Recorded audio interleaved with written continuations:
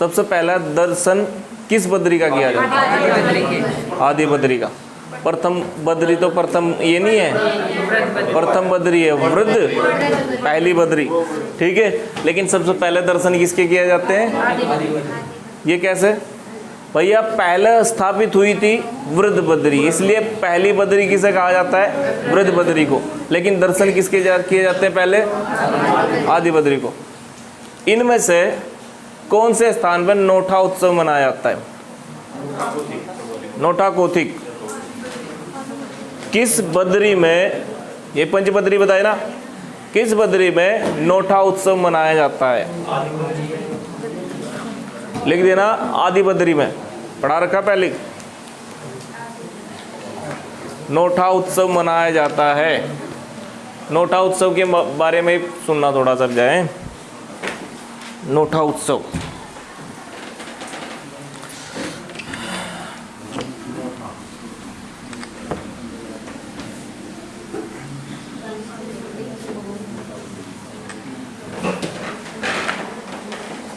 आशीष इन दोनों उठा दे, दोनों उठा दिए।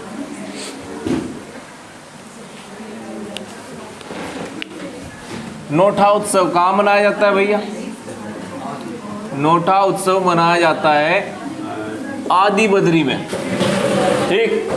नोठा उत्सव में आदि बद्री में अनाज चढ़ाने होते हैं, अपनी फसल चढ़ानी होती है, भोग लगाना होता है बद्री को, ठीक। भगवान बद्री को भोग लगाते हैं नोठा उत्सव में, ठीक। इसमें क्या होता है, पहले की परंपरा थी कि जो सबसे पहले भोग लगाता था वो जीत जाता था, वो जीत जाता था, या उसी का मंदिर पर अधिकार होता था फिर कैसे भी, ठीक। जब तक अगला नोठा उत्सव नहीं आएगा तब तक उसका मंदिर, ठीक। भोग जो लगाएगा तो भैया होड़ तो या मस्ती होगी कि भैया मैं लगाऊंगा भोग, मैं लगाऊंगा। इसलिए जब भी सारे पक्ष आ जाते थे ना, वे उनके बीच में एक युद्ध होता था, पाषाण युद्ध, पाषाण या पत्थरों का युद्ध, ये यहाँ पर भी होता है। लेकिन अभी वर्तमान में पाषाण की जगह फूलों का युद्ध होता है, ठीक। लिख लेना, पाषाण युद्ध के लिए फेमस है ये भी, ये उत्सव भी पाषाण युद्ध के लिए फेमस है। क्या करते हैं इसमें? फसल का, अपनी फसल का भोग लगाया जाता है, ठीक। और उसी के लिए पाषाण युद्ध आयोजित होता है। जो जीत जाएगा वही भोग लगाएगा सबसे पहले भगवान आदि बद्री को, ठीक। कौन से स्थान पे आदि बद्री? कर्णप्रयाग गोचर के पास, ठीक। वो जोशीमठ भविष्य बद्री वाला है, जोशीमठ से 22 किलोमीटर, ठीक। अब बात करते हैं हम आगे भैया। स्थान था सबसे पहले जोशीमठ की बात कर लेते हैं। जोशीमठ, जोशीमठ कहाँ भैया? चमोली में। कौन सी नदी के पास है जोशीमठ? अलकनंदा नदी के पास है। जोशीमठ में अलकनंदा नदी है। और जोशीमठ के पास प्रयाग कौन सा है? जोशीमठ के पास विष्णु प्रयाग स्थित है। याद आया कुछ? ठीक, क्या कह रहे? हाँ, मतलब जोशीमठ के पास प्रयाग पूछ रहे तो विष्णु प्रयाग बताना, ठीक। अगर ये पूछा कि विष्णु प्रयाग के पास सबसे फेमस स्थान कौन सा? जोशीमठ। जो विष्णु प्रयाग कहाँ? जोशीमठ के पास है। फिर जोशीमठ का प्राचीन नाम था योशी, ठीक। ज्योतिर्मठ भी है, योशी था सबसे पहले। तो सबसे पहले क्या कहते थे? योशी। यहाँ पर शंकराचार्य ने तपस्या की, आदि गुरु शंकराचार्य ने तपस्या की और एक मठ की स्थापना की, इसलिए इसका नाम हो गया ज्योतिर्मठ।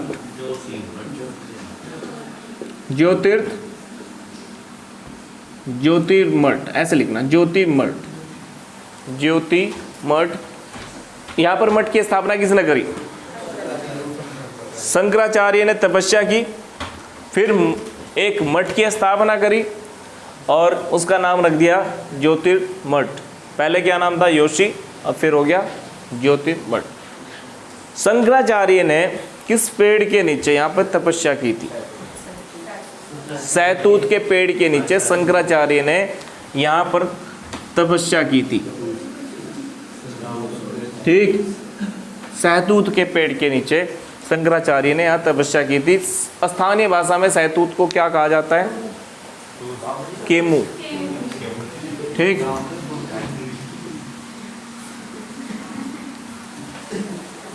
तूतड़ी, हमारे स्थानीय भाषा भी चलनी चाहिए ना। ठीक, अब शंकराचार्य की मृत्यु के बाद इस ज्योतिर्मठ के आदि गुरु कौन बने थे? शंकराचार्य की मृत्यु के बाद इसके आदि गुरु बने थे, या प्रश्न आ सकता है कि इस मठ के अध्यक्ष कौन बने थे? ट्रोटकाचार्य, नाम ही ऐसा अजीब सा। शंकराचार्य ने मठ की स्थापना करी, लेकिन शंकराचार्य की मृत्यु के बाद इस मठ के सबसे बड़े अधिकारी कौन बने? ट्रोटकाचार्य। यहाँ पर दोनों की समाधि है, सॉरी, शंकराचार्य और ट्रोटकाचार्य ने तपस्या कहाँ की थी? प्रश्न ही आएगा। जोशीमठ में की थी, समाधि स्थल नहीं। ठीक, केदारनाथ में लिख लेना। शंकराचार्य का समाधि स्थल कब हुई थी मृत्यु शंकराचार्य की? 820 ईस्वी में, लिख देना। शंकराचार्य की मृत्यु कब हुई थी? 820 ईस्वी में, और इनकी समाधि स्थल है केदारनाथ में। इनका समाधि स्थल कहाँ है? केदारनाथ में। अब बताओ, शंकराचार्य ने तपस्या कहाँ की? जोशीमठ में, सहतूत के पेड़ के नीचे। फिर मृत्यु कहाँ हुई इनकी? केदारनाथ में। आए थे कहाँ से? केरल से आए थे आदि गुरु शंकराचार्य। ठीक, अब जोशीमठ में याद रखना, जोशीमठ में एक जोगी झरना है। जोगी झरना कहाँ सी है? जोगी झरना कहाँ है? जोशीमठ में। बलसर झरना,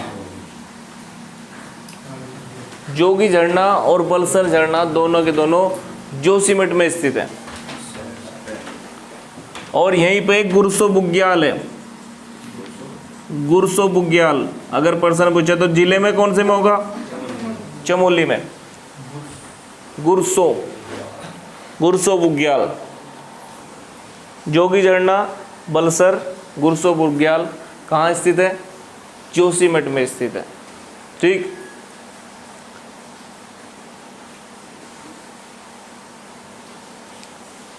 लिख दिया। ये हुआ जोशीमठ कंप्लीट है। माता मूर्ति का मंदिर है माणा में, लिख लेना। माता मूर्ति देवी की शीतकालीन पूजा जोशीमठ में की जाती है। माता मूर्ति की शीतकालीन पूजा जोशीमठ में की जाती है। माता मूर्ति कौन है? ये बद्रीनाथ की माता जी हैं। माता मूर्ति की पूजा, शीतकालीन पूजा जोशीमठ में की जाती है। तो बताओ भाई जोशीमठ के बारे में। जोशीमठ का प्राचीन नाम? योशी। प्राचीन नाम ज्योतिर्मठ भी आ सकता है पेपर में, ठीक। जोशीमठ का प्राचीन नाम, अगर दोनों हुए ऑप्शन में कौन सा लगाओगे? सबसे प्राचीन तो कौन सा है? जोशी। फिर शंकराचार्य ने ज्योतिर्मठ किया इसका नाम, ठीक। अगर ये ना हुआ तो फिर प्राचीन नाम ये हो जाएगा। श्रीमठ भी लिख लो। जोशीमठ का प्राचीन नाम एक और लिख दो, श्रीमठ। श्रीमठ लिख लेना।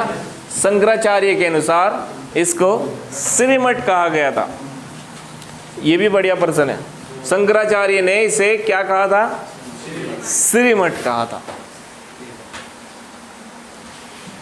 शंकराचार्य ने इसे श्रीमठ का नाम दिया था। जोशीमठ, जोशीमठ हुआ कंप्लीट।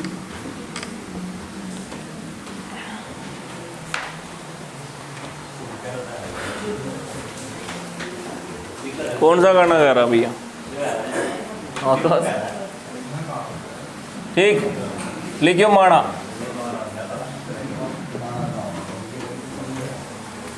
माणा, माणा गांव का प्राचीन नाम मणिभद्र, ठीक। मणिभद्रपुरी लिख लो। मणिभद्रपुरी उत्तराखंड का अंतिम गांव, जो तिब्बत की सीमा पर स्थित है। तिब्बत की सीमा के पास स्थित है, ठीक। माणा गांव, माणा गांव में किन नदियों का संगम हो रहा था? बता भाई। सरस्वती और अलकनंदा। केशव प्रयाग में हो रहा था। केशव प्रयाग माणा के पास ही है, ठीक। केशव प्रयाग कहाँ से है? माणा के पास। और केशव प्रयाग में किन नदियों का संगम? अलकनंदा और सरस्वती।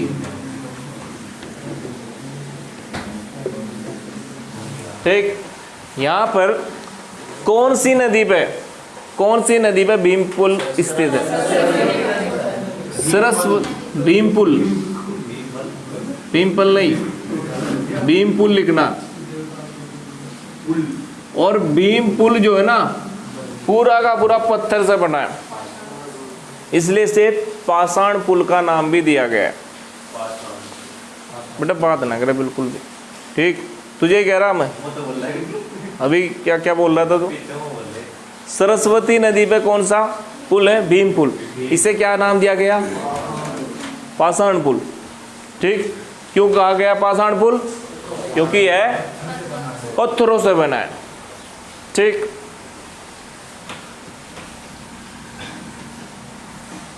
अब सुनो, केशव प्रयाग अलकनंदा सरस्वती के संगम पे स्थित है।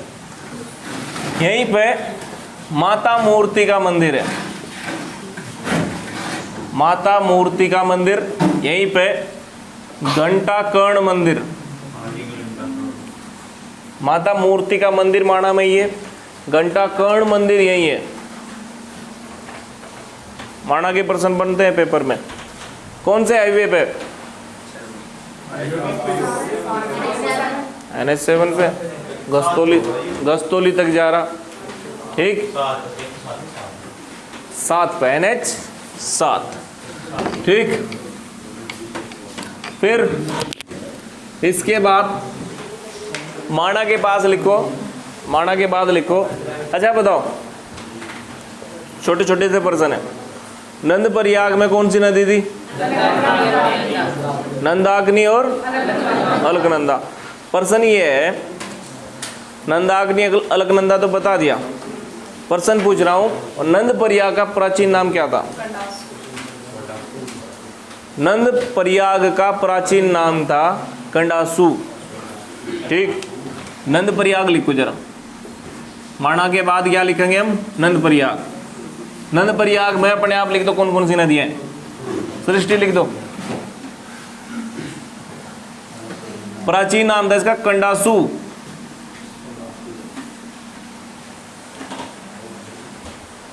ठीक। पर्सन और है एक और, कर्णासु तो हो गया।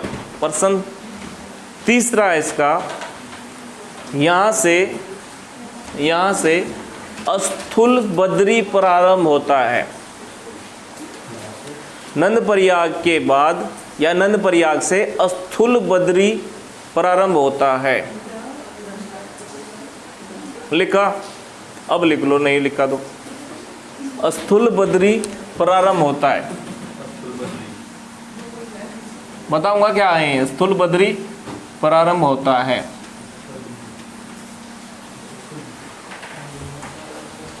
मतलब बद्रीनाथ का द्वार या बद्रीनाथ के लिए जो यात्रा है उसका पड़ाव है स्थूल बद्री। कहाँ पे स्थूल बद्री? बद्रीनाथ यात्रा का नंद प्रयाग। एक सूक्ष्म बद्री आएगा, सूक्ष्म बद्री आएगा विष्णु प्रयाग में, वो और नजदीक हो जाएगा ना।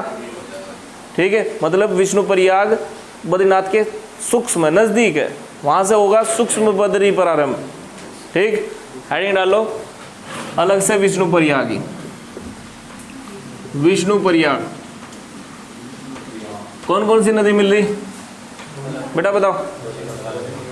विष्णु प्रयाग में कौन कौन सी? अलकनंदा। धौली गंगा कौन सी? धौली गंगा पश्चिमी विष्णु प्रयाग में अलकनंदा से मिल जाती है। नंद प्रयाग में नंदाकिनी।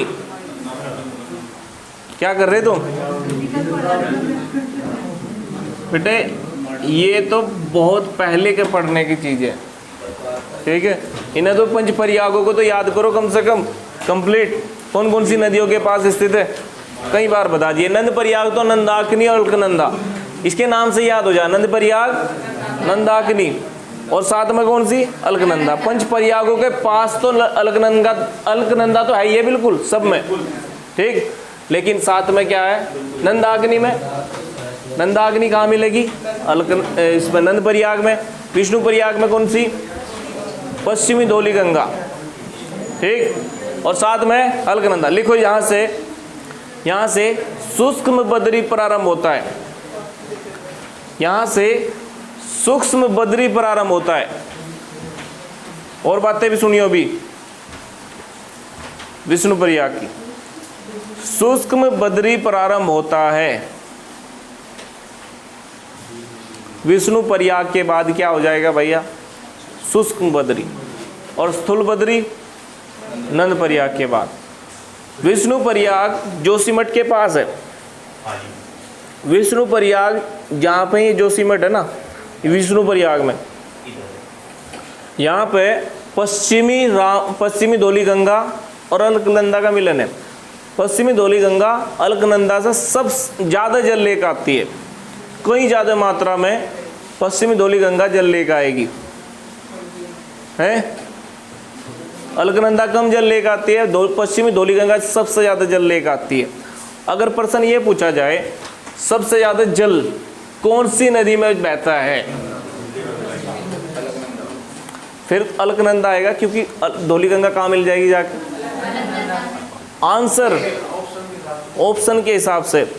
ठीक, सबसे ज़्यादा प्रवाह कौन सी नदी का है? कौन सी नदी का जल प्रवाह सबसे ज़्यादा है? अलकनंदा का। सबसे लंबी नदी तो होगी काली नदी, लेकिन सबसे ज़्यादा जल प्रवाह किस नदी में है? मीना आया समझ में? अलकनंदा में। क्या बताया? साइड में लिख लियो, नहीं तो फिर दिक्कत हो जाएगी। पता नहीं क्या अलगस करते रहे। हाँ जी, पश्चिमी धौली गंगा किस में मिलेगी? जब ज़्यादा जल लेकर आएगी तो सबसे ज़्यादा शोर इसी प्रयाग में होता है। ज़्यादा जल डालेगी किसी दूसरी नदी में, स्पीड भी ज़्यादा होगी, सबसे ज़्यादा शोर होता है यहाँ से विष्णु प्रयाग में। और विष्णु प्रयाग में इसीलिए कोई मानव आवास नहीं है। विष्णु प्रयाग में मानव आवास नहीं है क्योंकि यहाँ पे शोर ज़्यादा होता है। और भी बहुत सारे कारण हैं, यहाँ की मौसम ऐसा है, शीतकाल में तो बिल्कुल नहीं रह सकते आप। ठीक, यहाँ पे मानव आवास नहीं है, ऐसे लिख सकते हो आप। किस प्रयाग में, किस पंच प्रयाग में मानव आवास नहीं है?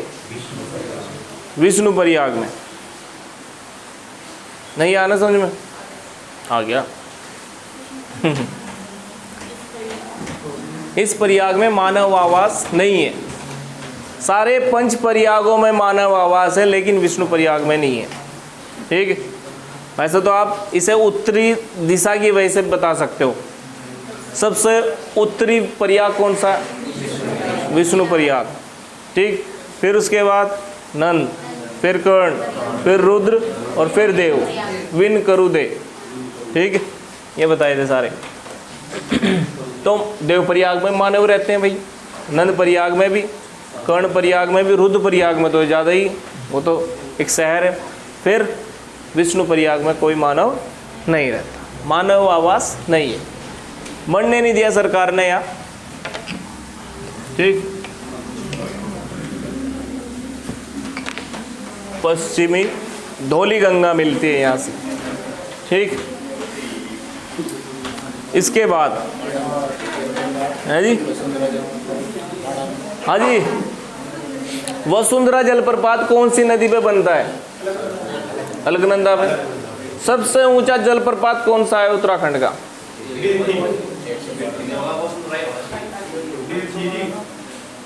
इसमें आंसर वसुंधरा नहीं आएगा, विरथी आएगा। ठीक, उत्तराखंड का सबसे ऊंचा जलप्रपात विरथी लगाना, पिथौरागढ़ का। बेटा सबसे ऊंचा है ये, याद मान के चलिए। अब जब इसमें साइड पे भी देखना है, इसे सबसे ऊंचा यही है, विरथी, पिथौरागढ़ में।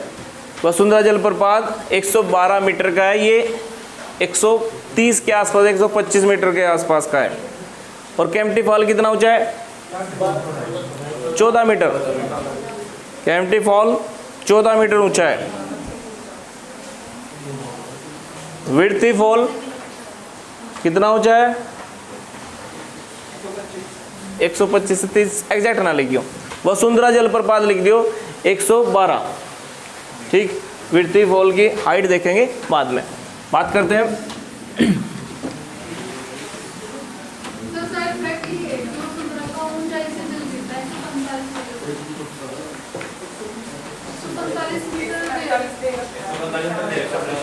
परीक्षावाणी में दे रखा है, 112 भी दे रखा होगा ना।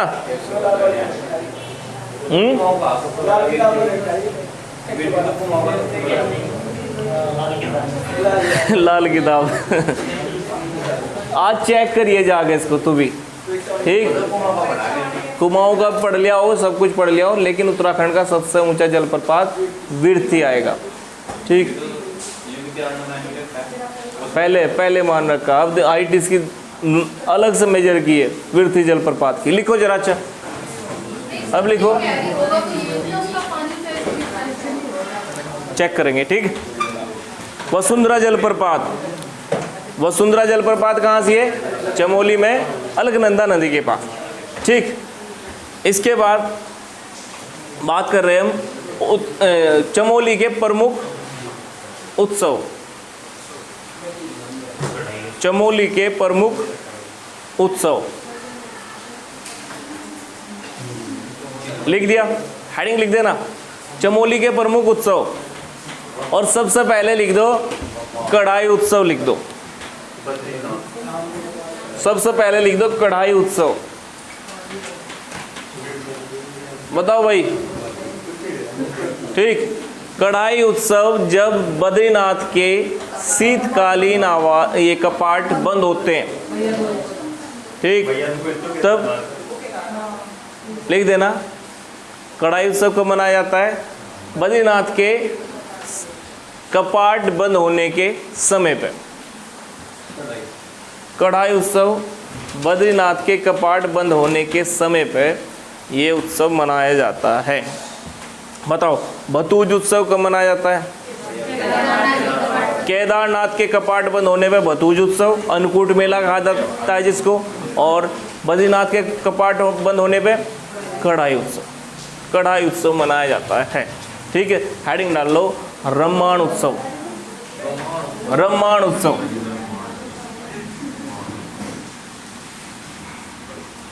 हेडिंग डाल लेना रम्माण उत्सव।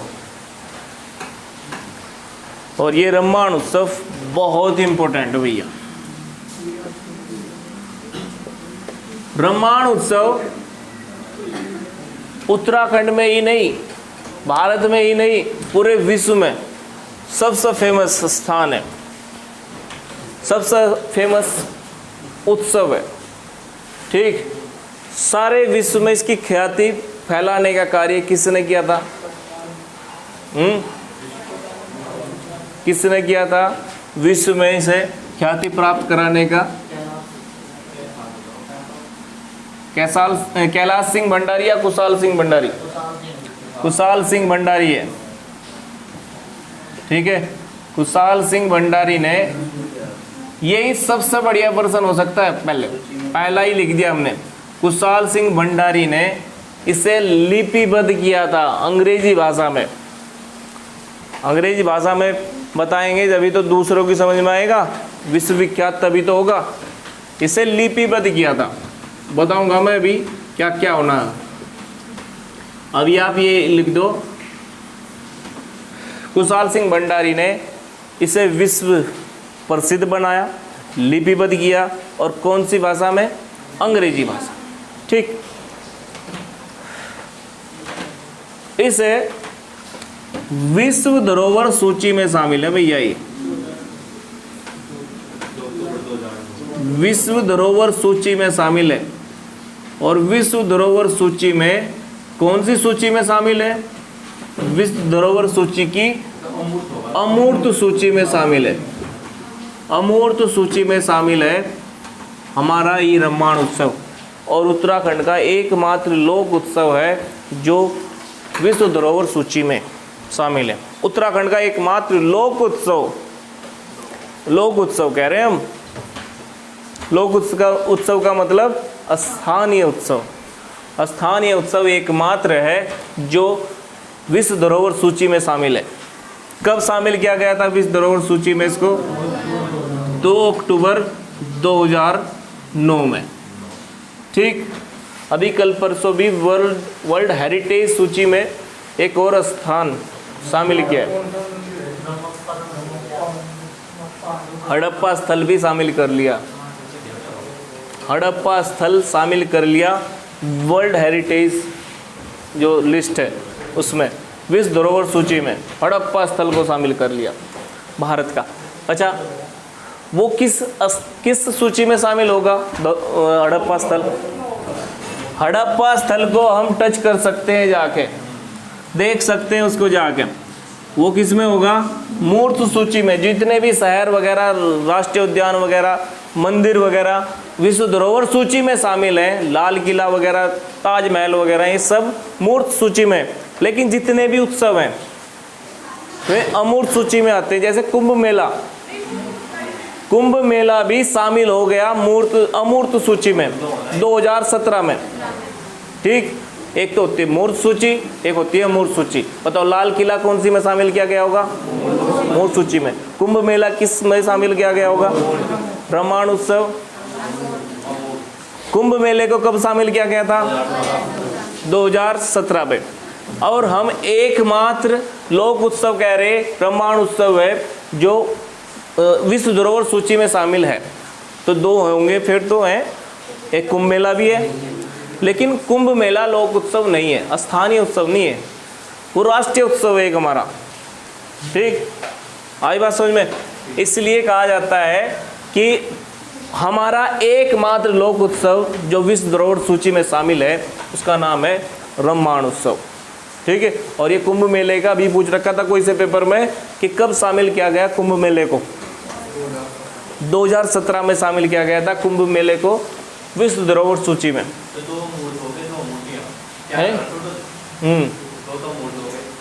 हाँ, फूलों की घाटी और नंदा देवी राष्ट्रीय उद्यान ये आते हैं मूर्त में।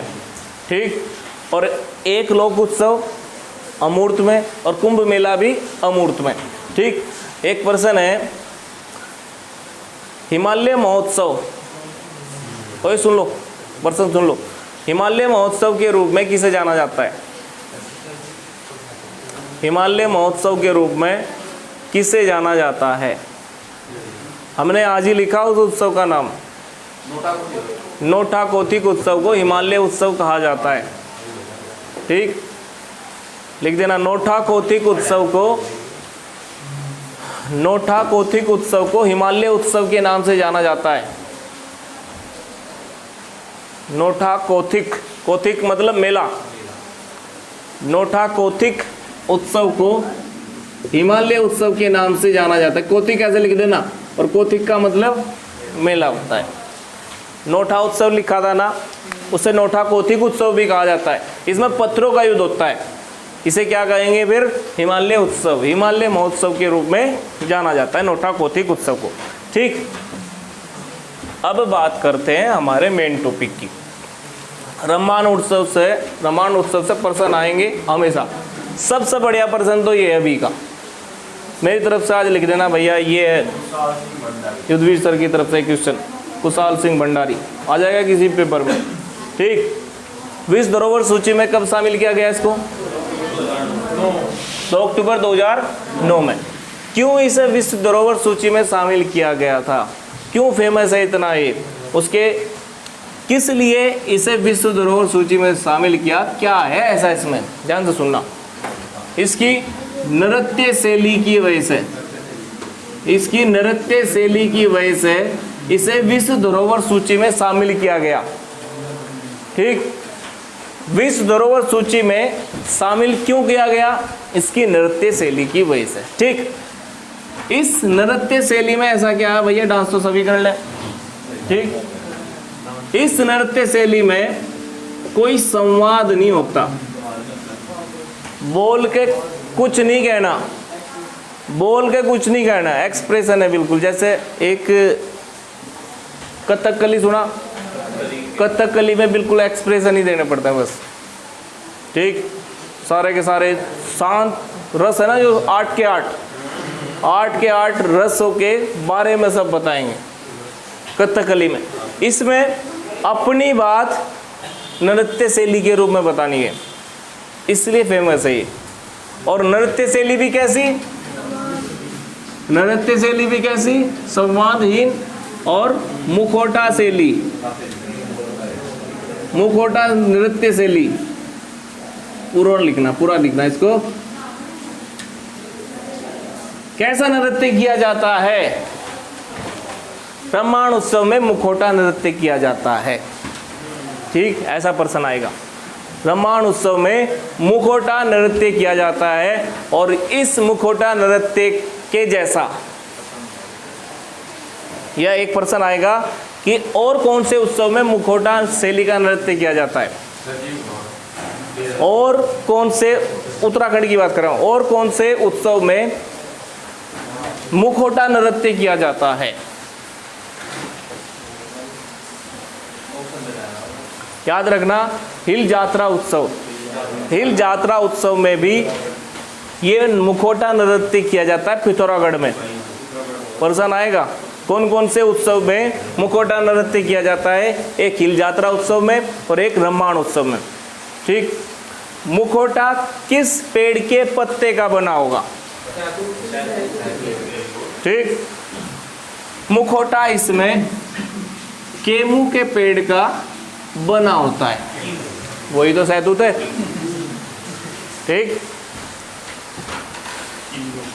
केमू किनू नहीं।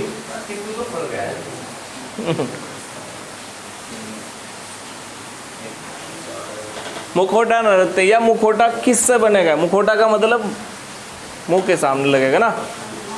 ठीक, आई बात समझ में? मुखौटा शैली में, मुखौटा शैली का प्रयोग कौन कौन से उत्सव में किया जाता है? हिल जात्रा में और रामायण उत्सव में। ठीक, और किससे बनेगा भैया? सहतूत के पेड़ से। अब लिखो जरा, मुखौटा है 2 प्रकार के, लिख लेना। सारी चीज डीपली बता रहा हूँ इसकी, कभी भी कुछ भी आ सकता है पेपर में। मुखौटा है 2 प्रकार के। एक मुखौटा है द्विपत्र, द्योपत्र मतलब देवताओं का मुखौटा, ठीक। एक मुखौटा है खलियारी, खलियारी। एक मनोरंजन मुखौटा है और एक देवताओं का मुखौटा है, ठीक। कुछ तो यहाँ बैठे हुए ऐसे सोच रहे होंगे कि भैया पहले हो जाती बारिश, थोड़ा सा 20 मिनट है। है सोच रहे होंगे ना, कौन कौन सा सोच रहा? चिंकी सोच रही था एक 10 मिनट पहले हो जाती बारिश है। मैं फिर भी पढ़ाता, बता रहा मैं, अगर मैं आ जाता ना मैं पढ़ाता मैं जरूर। लिखो जरा, इतना कम टाइम है तुम्हारे पास अब, एक एक दिन, एक एक मिनट है। क्या सही बता रहा मैं बेटा? 5 साल को बात जाएगी, 5 साल को। अभी अगर आपको नहीं मिली, हाँ लिखिए जरा, सही बता रहा मैं। मेहनत कम करना अगर शुरू कर दिया ना तुमने, कम से कम 12 घंटे पढ़ो रोज। मैं ये रोज बार बार बोल रहा इसलिए नहीं बोल रहा, मुझे पता भाई, एक्सपीरियंस है, ठीक। एक्सपीरियंस के तौर पर बोल रहा। कौन कौन से मुखौटे हैं भैया? एक द्योपत्र, एक खलियारी। एक मनोरंजन का, खलियारी मतलब खेलने वाला, एक मनोरंजन का मुखौटा और एक देवताओं का मुखौटा। देव मतलब जब ये गायत्री मंत्र पढ़ते हैं ना, द्यो आता है, द्यो बीच में, दियो यो ने, ठीक है, वो यही है द्यो और खलियारी, ठीक। इसके बाद सुनो, ऐसा क्या है इस शैली में, कौन कौन से नृत्य किए जाते हैं, कौन से भगवान की, कौन से देवता की पूजा की जाती है इसमें, ठीक। जिस दिन रामायण उत्सव मनाना है ना, रामायण उत्सव जिस दिन मनाना है उससे एक दिन पहले भूमियाल देवता बनाया जाता है, ठीक है। भूमियाल देवता याद रखना, रामायण उत्सव में किस देवता की पूजा होती है? रामायण उत्सव किस देवता से संबंधित है? राम लगा के आओगे फिर वहां से। रामायण उत्सव रामायण है वैसे तो, रामायण उत्सव किससे बना? रामायण से, ठीक है। लेकिन प्रश्न ये पूछा किस देवता से, किस स्थानीय देवता से संबंधित है ये उत्सव? भूमियाल देवता से, ठीक। बात ना करो, भूमियाल देवता से संबंधित है ये उत्सव, ठीक। अब लिखो जरा, नृत्य कौन कौन से किए जाते हैं? यहाँ पूछो, बताओ। भूमियाल कौन सा देवता है? जैसे यहाँ भूमिया खेड़ा है, देवता है, स्थानीय देवता है ये, ठीक। आई बात समझ में? स्थानीय देवता है वहाँ का रामायण उत्सव, ठीक। इसके बाद लिखो, क्या हुआ?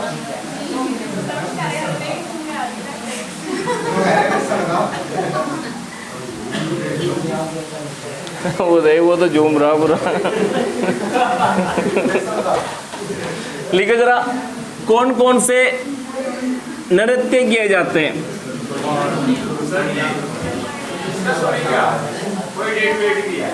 हाँ जी, रामायण उत्सव कब मनाया जाता है? अप्रैल के महीने में, लिख देना। रामायण उत्सव अप्रैल के महीने में मनाया जाता है, लिख दिया? लिख दिया क्या? कहाँ कहाँ मनाया जाता है?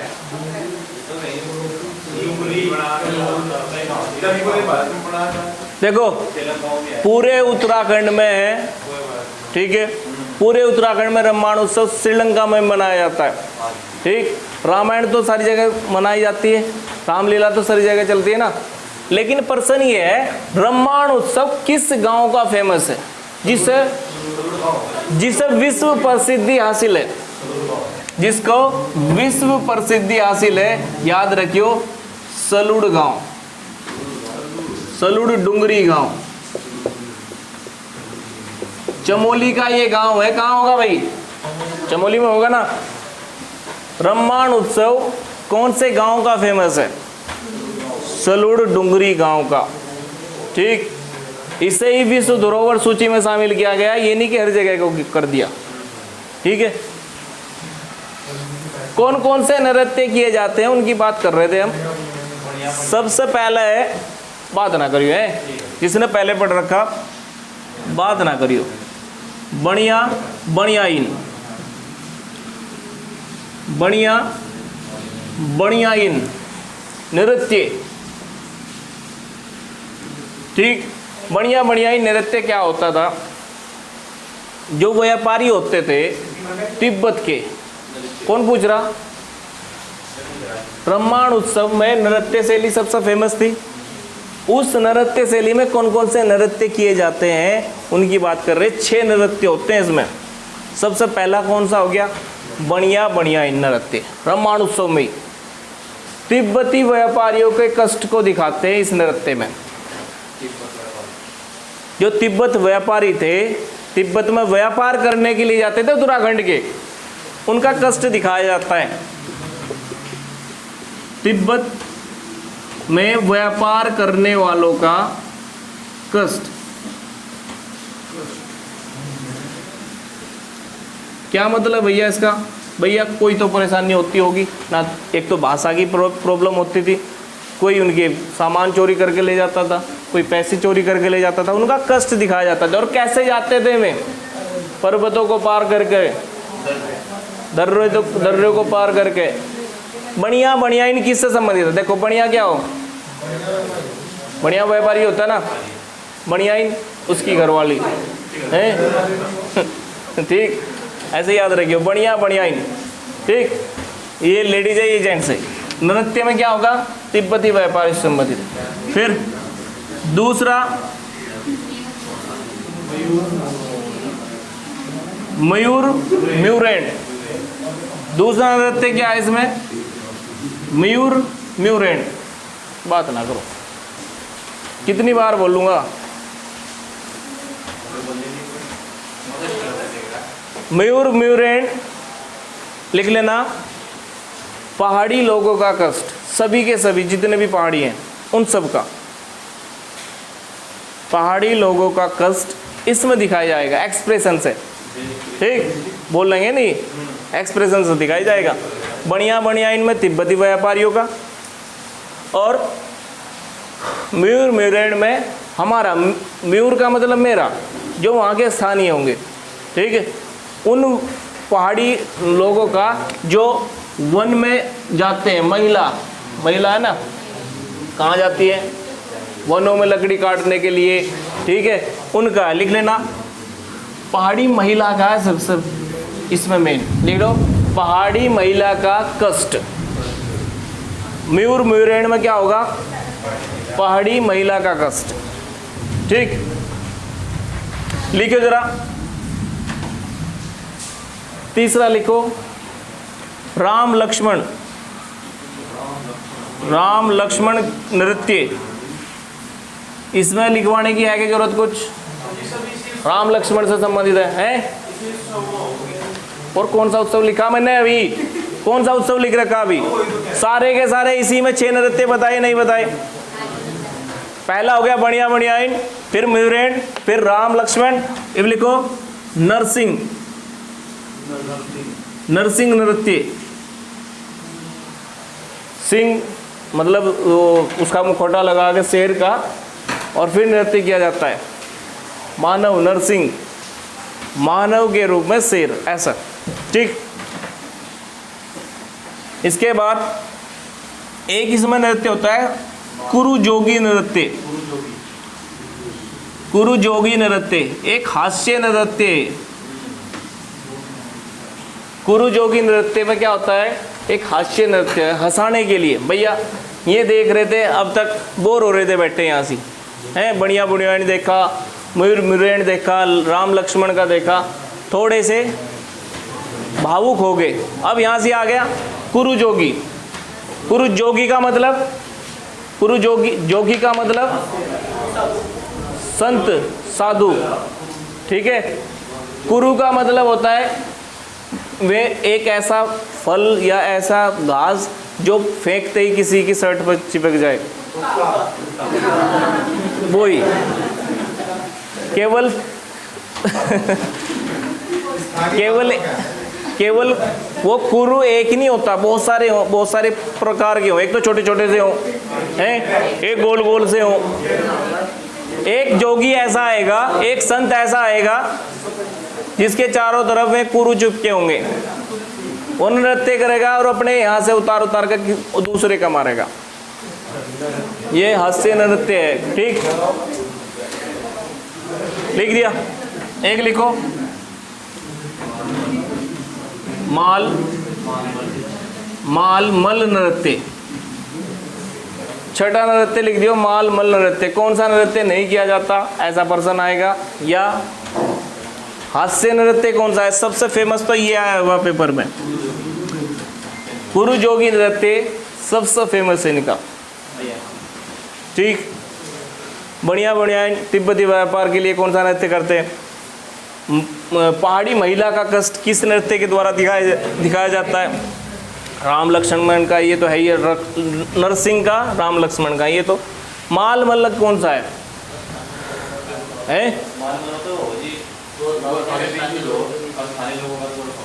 स्थानीय लोगों का। जो माल परगना था ना, माल परगना तराई में होती थी। परगना को क्या बोल देते हैं, 84 माल परगना, सुना? उसी स्थान का गोरखाओं के साथ युद्ध। लिख देना, स्थानीय लोगों का गोरखाओं के साथ युद्ध दिखाया जाता है इसमें। लिख लेना इसको भी है। गोरखा बताइए आपको, नेपाल से आए थे और यहाँ पर अत्याचार करते थे, ठीक। गढ़वाल का गोरखा, गढ़वाल का सुब्बा कौन सा था पहला बेटा? गढ़वाल का। पूरे उत्तराखंड में गोरखाओं का सूबा था जोगामल शाह, ठीक। लेकिन गढ़वाल का पहला सूबा था अमर सिंह थापा। अमर सिंह थापा नियुक्त किया गया था। उसके फिर पुत्र को बनाया गया था रणजोर थापा। अमर सिंह थापा का पुत्र कौन था? रणजोर थापा, ठीक। लिख लिया ये, ऐसा भी पर्सन बन सकता है। अब लिखो जरा, सलूड़ गांव हो गया, ये सारे नृत्य हो गए। इनमें सबसे इंपॉर्टेंट है कुरु जोगी नृत्य। सबसे ज्यादा इंपॉर्टेंट कौन सा है? कुरु जोगी नृत्य। कुशाल सिंह भंडारी, इस पर लिख देना, इंपॉर्टेंट बिल्कुल, ठीक। ये हुई बात चमोली की, ठीक है। टाइम क्या हुआ? 39, ठीक। बात करते हैं हम अपने जीके की।